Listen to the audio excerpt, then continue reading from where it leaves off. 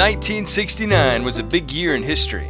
The Beatles performed their last concert, Woodstock happened, and the Apollo 11 mission landed man on the moon. That same year, James Wilson opened Now Pizzeria in Hamburg, New York, with the hippie-esque vibe appropriate for the times.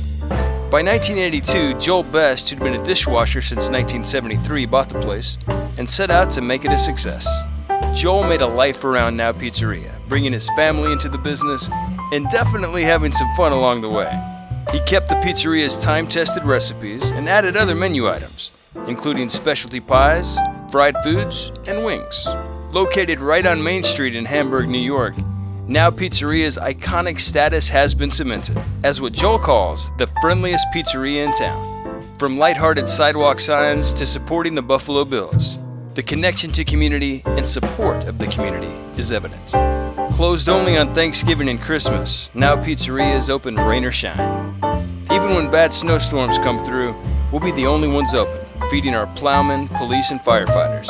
It's a hands-on business. Welcome to the Hall of Fame.